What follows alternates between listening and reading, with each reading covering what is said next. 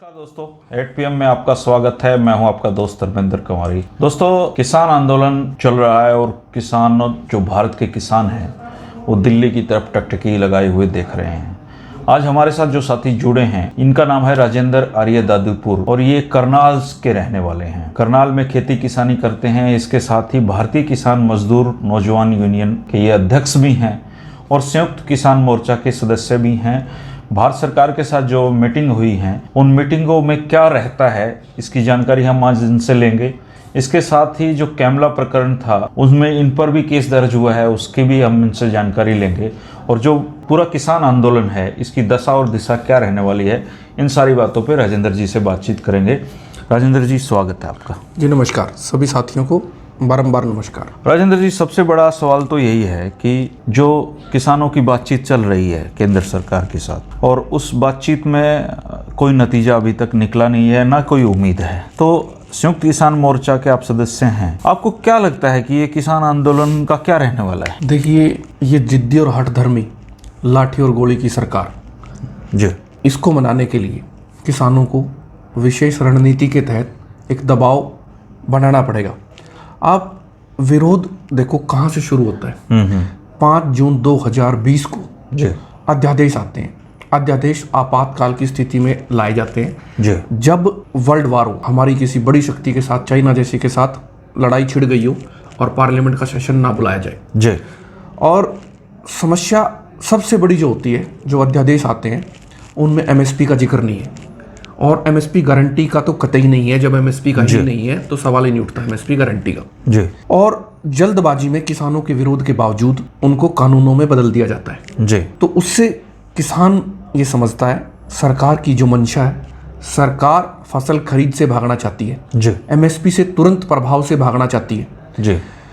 सरकार ये कहती है किसान फसल उगाएगा और व्यापारी खरीदेगा, और सरकार की कोई भूमिका नहीं है फसल खरीदना। सरकार कहती है ये हमारे लिए घाटे का सौदा है, फिजिकल डेफिसिट है। अच्छा। हम किसान ये मानते हैं सरकार जो होती है वो जनता का और किसानों का अभिभावक है, और अभिभावक का जो रोल है बीच में, सरकार उससे ना भागे। ठीक है। मैं ये जानना चाह रहा हूँ कि जब मीटिंग होती हैं जिसमें तोमर जी भी हैं, पीयूष गोयल जी भी हैं, वाणिज्य मंत्री भी हैं, तो उन मीटिंग में जब आप लोग जाते हैं तो क्या रहता है? मतलब ऐसा क्या पेच फंस गया कि कोई बात ही नहीं बन पा रही? देखिए, 11 मीटिंग तोमर जी के साथ हो चुकी है, एक मीटिंग अमित शाह जी के साथ पूसा में हुई है। जी। तो तोमर साहब ने किसानों का समय खराब किया है। अच्छा। और उनकी जो रहती है तारीख पे तारीख की बात रहती है, और मीटिंगों में वो कुछ अपनी बात तोमर रखते जी हैं, बात सुनते रहते हैं। अच्छा। जवाब कम देते हैं, और उनकी ये कोशिश रहती है मीटिंगें आगे बढ़ती रहें। अच्छा। और कम बोलते हैं, और मंशा ऐसी लगती है जैसा उनका अभाव रहता है, उनके हाथ में कुछ नहीं है। अच्छा। जो फैसला लेंगे वो नरेंद्र मोदी जी लेंगे। मतलब संयुक्त किसान मोर्चा को भी पता है कि इसके हाथ में कुछ नहीं है। संयुक्त किसान मोर्चा को पता लग चुका है नरेंद्र तोमर जी के हाथ में वो ताकत नहीं है। जिस हैसियत से वो बैठे हैं, कृषि मंत्री हैं, पर अपने डिपार्टमेंट का ही फैसला वो लेने में सक्षम नहीं है। तो क्या उन्होंने आप लोगों को समझाने की कोशिश नहीं की कि देखो हमने कितने अच्छे कानून लाए हैं? क्या उन्होंने अपनी तरफ से कोई दलीलें नहीं रखी हैं?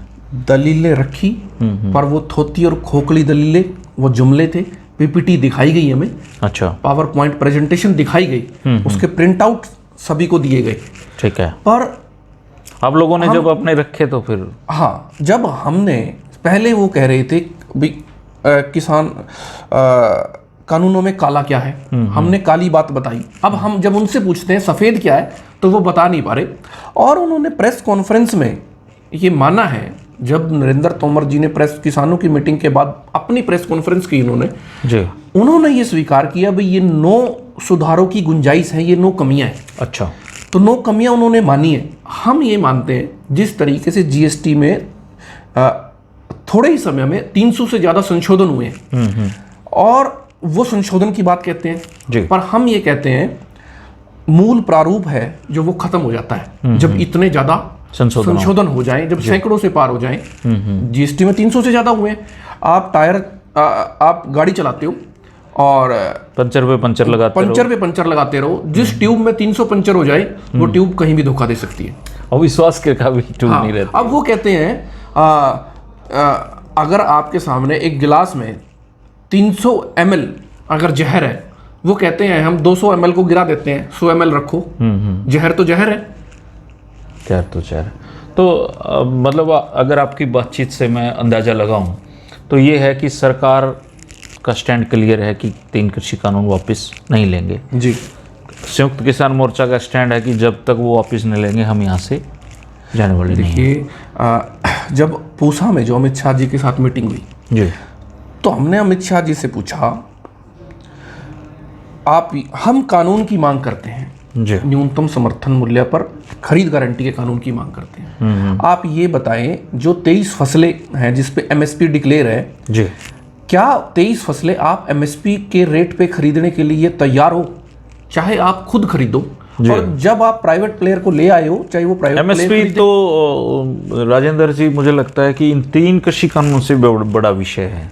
वो तो मानना ही नहीं है, वो तो बहुत ही नामुमकिन सी चीज बड़ा विषय है, और हर किसान को डायरेक्ट तरीके से फिलहाल तो बात यह है कि 3 कृषि कानून वापस ले लिए जाएं, इतना ही, इसमें भी किसान संतुष्ट हैं? नहीं। अच्छा, एमएसपी बहुत बड़ी मांग है। अगर एमएसपी की बात मान ली जाती है तो देश के हर किसान को 25 से 30 हजार पर एकड़ का फायदा हर साल होता है। अच्छा, हर साल फायदा होता है। जब हमने अमित शाह जी को कहा, भाई आप क्या खरीदने के लिए तैयार हो एमएसपी पे, जो एमएसपी आप मानते हो जी, तो अमित शाह जी बोले आंकड़ा बढ़ा के बताते हैं। उन्होंने आंकड़ा बढ़ा के बताया भी ये 17 लाख करोड़ का मामला है।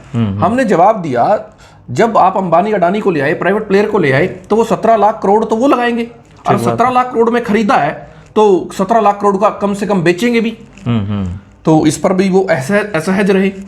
फिर हमने उनको दूसरा ऑप्शन दिया, अगर एमएसपी के हिसाब से 23 फसलों का जो खरीद का कीमत बनती है वो 17 लाख करोड़ रुपए बनती है, और किसान ने जो बेचा है वो 14 लाख करोड़ में बिका है, 3 लाख करोड़ का घाटा किसान को रहा है जी। तो 3 लाख करोड़ का घाटा राज्यों की सरकारें और केंद्र सरकार मिलकर 3 लाख करोड़ किसानों के खाते में भावांतर योजना के तहत सीधे तौर पे डाल दे। बिल्कुल, उस पर भी वो असहज नजर आए। और आज जो एमएसपी की जो बात, इसलिए वो उन्होंने फिर मीटिंग करनी ठीक नहीं समझी मेरे ख्याल से। उसके बाद बिल्कुल उनके जो आंकड़े, वो जैसे जीडीपी में मुझे लगता है हेरफेर होता है, उनके आंकड़े भी हेरफेर के आंकड़े हैं। जिस तरीके से मार्केट में नकली नोट आ जाते हैं, उस तरीके के आंकड़े हैं उनके जी। और मैं तो यहाँ तक कहूँगा, सिर्फ देश का 6% अनाज एमएसपी पे बिकता है, 94% फूड ग्रेन एमएसपी पे नहीं बिकता जी। और वो 6% जो एमएसपी पे बिकता है उसमें भी बड़े घोटाले हैं जी। अब अगर गेहूं हरियाणा में 1888 में बिकी है, तो किसान का जो पर्चा कटा है वो 1888 का कटा है, और किसान को जो मिला है 1600 या 1650 रुपए मिला है। जो बीच का डिफरेंस है वो जो हैफेड के खरीद एजेंसी हैफेड है, दूसरी खरीद एजेंसियों के खाते में गया है भ्रष्टाचार के तौर पे। मार्केटिंग बोर्ड के लोगों ने पैसा कमाया है। दुष्यंत चौटाला तक का नाम धान घोटाले में आया। फिजिकल वेरिफिकेशन हुई धान की मिलों की, घोटाले साबित हुए, पर उसमें अभी तक सजाई नहीं हुई, गिरफ्तारियां नहीं हुई। वो तो गठबंधन की सरकार की मजबूरियां होती हैं। ठगबंधन की, आप कहते हो गठबंधन, हम कहते हैं ठगबंधन की सरकार की मजबूरियां। इस पे हम बातचीत करेंगे जी। आप रोड खाप से भी संबंध रखते हैं जी, और आप मुख्यमंत्री जहां से चुने जाते हैं उस क्षेत्र से भी संबंध रखते हैं जी। कैमला में ऐसा क्या हो गया था कि सरकार की बात सुनना भी लोगों को गवारा नहीं था, और जब मुख्यमंत्री ने वहाँ पे अपना कार्यक्रम रखा, उससे पहले वो अहिरवाल क्षेत्र में सफल कार्यक्रम कर चुके थे। कैमला में आप लोगों को क्या तकलीफ मुख्यमंत्री से हो गई? क्या बातचीत भी नहीं रखने देंगे आप मुख्यमंत्री को? देखिए, हम किसान आंदोलन में मैं 15 साल से एक्टिव हूँ। अच्छा। मुझे पता था जो सरकार कहीं महाराष्ट्र में मराठा, मेरे ख्याल से आप पे केस भी दर्ज हुआ है उसमें। हाँ, पर्चा दर्ज हुआ है। हाँ जी। सरकार कहीं मराठा नॉन मराठा कर देती है महाराष्ट्र में, गुजरात में पटेल नॉन पटेल कर देती है, हरियाणा में जाट नॉन जाट कर देती है, यूपी में हिंदू मुसलमान कर देती है। तो सरकार की ये कोशिश थी, सरकार ने जो यादव बेल्ट थी बाहुल्य, वहाँ 2-3 प्रोग्राम सरकार ने कर लिए। रेवाड़ी में आंदोलन में हिस्सेदारी भी बहुत कम है। सरकार की ये कोशिश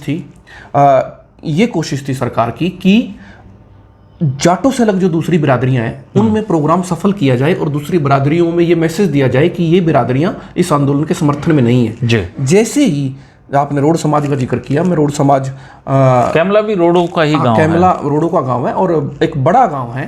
और कैमला में रोड बाहुल्य गांव है, रोड जाति बाहुल्य। और जो वहाँ के विधायक हैं जो प्रोग्राम लेकर आए थे, घरौंडा के विधायक, वो भी रोड समाज से हैं। जी।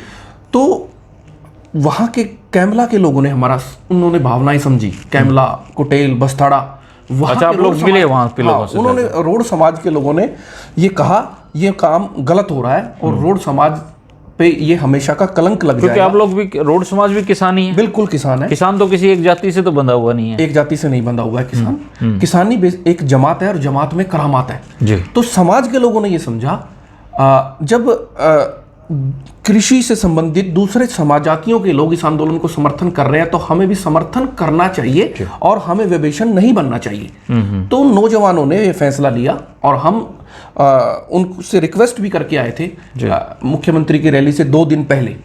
तो मुख्यमंत्री ने जब बहाना बनाया, वो बनाया भाई यहाँ कोई धार्मिक अनुष्ठान है। अच्छा। और उससे पहले किसान पंचायत के पोस्टर वहाँ लग चुके थे और लोगों ने खुद ये कहा ये जो कैमला की किसान महापंचायत है ये किसानों के जले पर नमक है, ये भाजपा की दंगा पंचायत है। तो लोकल लोगों की ये भावना थी इस प्रोग्राम को कैंसिल करवाना है, क्योंकि कैमला गांव में जहां कैमला के लोगों की हिस्सेदारी के बिना रोड समाज की हिस्सेदारी के बिना उसको कैंसिल नहीं करवाया जा सकता। इतना गुस्सा किस बात का? हेलीपैड खोद दिया सीएम साहब का। देखिए, एक मैं नैतिकता की बात बताता हूं। जब नरेंद्र तोमर के साथ वार्ता चल रही है, नरेंद्र तोमर जी मान चुके हैं कमियां हैं और सुधार होंगे, और उसके बावजूद जी जातिगत जहर घोलने के नजरिए से और ये कहना ये कानून अच्छे हैं, जब केंद्र सरकार मान चुकी है कानूनों में कमियां और सुधार होंगे, तो इन कानूनों के बारे में मैं तो कहूंगा दुष्प्रचार करना और अपनी जो केंद्र की सरकार है और केंद्र की जो पार्टी खिलाफ जाने वाली बात, खिलाफ जाने वाली बात थी, शिष्टाचार के विरुद्ध बात थी। तो ऐसी बात मतलब सामाजिक नहीं है, पंचायती नहीं है, इसलिए उस पंचायत को नहीं होने दिया गया। तो अब तो केस भुगतने पड़ेंगे आपको। केस तो हमारे पे पहले भी दर्ज है, हाईवे रोकने के भी दर्ज है, और पता नहीं कितनी बार प्रिवेंटिव डिटेंशन, एहतियातन गिरफ्तारी के नाम पे कितनी बार पर्चे दर्ज किए। अच्छा, पीपली जो कांड था, पीपली में जो किसानों पे लाठीचार्ज, क्या वो हरियाणा के किसानों को जगाने का काम नहीं किया उसने? देखिए, जब सरकार, जब राजा जोर जुल्म जबर करता है तो उसको रोकने के लिए तो मेरे ख्याल से किसानों को नोटिस भी दिए थे पीपली। देखिए, जो हम 17 संगठन थे हरियाणा के, 5 जून 2020 को जब ये कानून आए थे तो हम 17 संगठन मिलकर और इकट्ठे हमने हरियाणा के हर जिले में हमने प्रोग्राम किया जी और घूमे, और 17 संगठनों ने ये फैसला लिया था। तो 17 के 17 नेताओं को नोटिस देने की कोशिश की गई जी। और जब हम नहीं मिले तो हमारे घरों पर नोटिस चस्पा कर दिए गए। अच्छा। भाई आप पर डिजास्टर मैनेजमेंट एक्ट के तहत, एपेडमिक एक्ट के तहत, धारा 144 के तहत और विभिन्न धाराओं में, संगीन धाराओं में पर्चे दर्ज किए जाएंगे अगर आप यहाँ से निकले, अगर आप वहां पहुंचे। तो काफी हमारे साथियों को उठाया भी गया, रात को उठाया गया। जैसा आप निकल गए थे घर से? देखिए, मैं उस दौरान मैं गांव शामगढ़ में रुका था रात को। अच्छा, आपको पता था उठाएंगे? साथी के पास रुका था और पूरी रात छावनी बनी रही गांव शामगढ़ में। शामगढ़ में छावनी बनी रही, पुलिस मुझे ढूंढती रही, पर मैं किसी तरीके से पुलिस के शिकंजे से बाहर निकलने में कामयाब रहा। जी। तो राजेंद्र जी, सरकार तो कह रही है उन्होंने पीपली में लाठीचार्ज ही नहीं किया था। अजीब बेशर्मी है, खासतौर पे गृह मंत्री की, जिसका बयान आया था। मतलब बिल्कुल आंखें फूट चुकी हैं सरकार की। मतलब अभी भी पीछे भी शिक्षा मंत्री जी का भी, कंवरपाल जी ने भी कहा है कि हमने कोई लाठीचार्ज वहाँ पे नहीं किया। और सरकार के एक दूसरे मंत्री हैं जेपी दलाल जी, वो कह रहे हैं कि ये लोग तो वैसे भी मरने थे जो किसान मर रहे हैं। देखिए, जेपी दलाल के बारे में आज दलाल खाप के लोगों ने कहा है कि वो दलाल खाप पर कलंक है, हरियाणा पे कलंक है, किसानों पे कलंक है। तो जितना भी अच्छा, शुरुआत से ये बातें हो रही थी, एक बड़ा धड़ा है जो ये कह रहा है कि ये आंदोलन तो सिर्फ पंजाब का है। आप संयुक्त किसान मोर्चा में भी मीटिंगों में भी हिस्सा लिया है, क्या आपको लगता है कि ये सिर्फ पंजाब का ही आंदोलन है? देखिए, पंजाब के किसान राम बनकर आए, हरियाणा के किसानों ने लक्ष्मण बनकर साथ दिया और यूपी के किसान तो हनुमान बनकर आ गए। तो ये जॉइंट पंजाब का जो कल्चर मिला है जी, एक सभ्यता होती है। पंजाब के लोगों की जो सभ्यता है, बलिदान की है, संघर्ष की है, जॉइंट पंजाब है, हरियाणा भी उसमें है। तो आपको वहाँ कोई खालिस्तानी वालिस्तानी मिले वहाँ पे? ये कह रहे हैं कि खालिस्तानी आंदोलन नहीं, कोई खालिस्तानी नहीं मिले हमें, कोई खालिस्तानी नहीं मिले। क्योंकि मैं भी कई बार वहाँ जा चुका हूँ, मुझे किसानी मिले हैं वहाँ। बड़ा जबरदस्त माहौल है। और वो पंजाबी में कहते हैं, मतलब भारत है जे वांग मुंदरी, भारत है जे वांग मुंदरी ते विच नग पंजाब दा, गंगा जमन देवते ते जमुना जमन देवियां, गंगा जमन देवते ते जमुना जमन देवियां, आशिक मगर जम सकदा सिर्फ पानी चनाव दा। चनाव के पानी में वो ताकत है। हीर रांझा, शशि पन्नू, सोनी महिवाल, मिर्जा साहिबा, ऐसे जो कपल हुए हैं जिन्होंने बलिदान दिया एक दूसरे के लिए, भरोसे की जो प्रकाष्ठा है उनकी, उसको साबित किया है। अच्छा जी, आप रोड खाप से भी जुड़े हुए हो जी। पिछले कुछ दिनों में एक प्रयास चल रहा है, परसों भी आपने देखा होगा, काफ़ी युवाओं में उस चीज़ का तीखा विरोध है। खापों ने के कुछ एक धड़े ने, कुछ लोगों ने कहा है कि वो मध्यस्थता करने के लिए तैयार है। आप कितना सहमत हो इस बात पे? देखिए, रोड खाप का अगर बात की जाए तो देखिए, मैं तो ये कहूँगा अभी तक इस बात पे उनकी कोई आधिकारिक मीटिंग नहीं हुई है। जी। जिसने भी ये बयान दिया है, ये अपरिपक्व बयान है और ऐसी कोई बात अभी नहीं है। जी। अभी कोई नहीं है।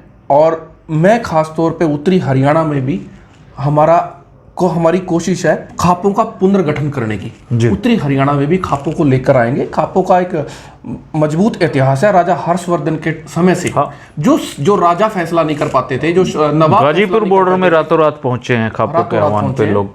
तो क्या मध्यस्थता की संयुक्त किसान मोर्चा को जरूरत है किसी प्रकार की? अभी इस स्टेज पे कोई जरूरत नहीं है फिलहाल।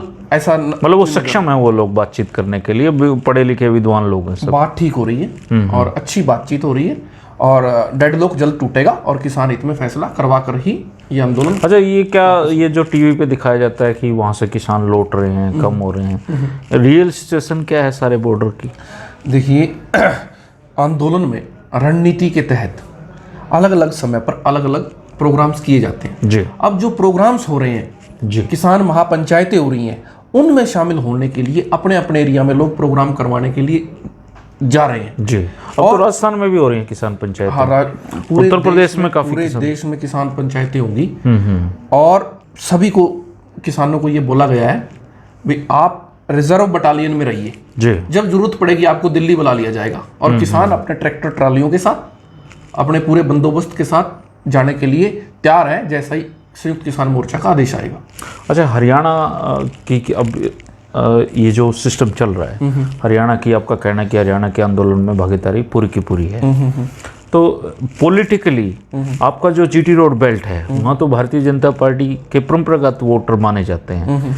क्या इसका खामियाजा भाजपा को वहाँ पे होगा? क्या लगता है आपको? देखो, बिल्कुल भाजपा हाशिए पर जाएगी और पूरे देश का ये जनता का आंदोलन बन चुका है। जी। ये पूरे देश का किसान, मजदूर, गरीब, मजलूर, छोटा आड़ती, मुनीम, पल्लेदार, नौजवान इसमें अपनी सहभागिता कर रहा है। जी। और एक मैसेज है जर्नल, जो किसान लड़ रहा है वो इसलिए लड़ रहा है आम आदमी को 25 रुपये किलो आटा मिल सके। और जो सरकार लड़ रही है वो इसलिए लड़ रही है अंबानी और अडानी का आटा 100 रुपये से कम किलो ना बिके। और आम आदमी लड़ रहा है कि 25 रुपये किलो मिल जाए, 25 रुपये किलो तक उनको अवेलेबल हो। ये है। दोस्तों, हमारे साथ जुड़े थे राजेंद्र आर्य जी, और ये दादूपुर के हैं, रोड खाप से भी संबंध रखते हैं और किसानी में इनका जो 15 साल का अनुभव है उस पर बातचीत इन्होंने रखी है। अगर आप इनसे कोई सवाल पूछना चाहते हैं तो ज़रूर कमेंट करें और ये उसका जवाब जरूर देंगे। हमारी बातचीत सुनने के लिए शुक्रिया राजेंद्र जी, चर्चा में हिस्सा लिया इसके लिए शुक्रिया। आपके चैनल का और सभी दर्शकों का बहुत बहुत धन्यवाद। राम राम जी।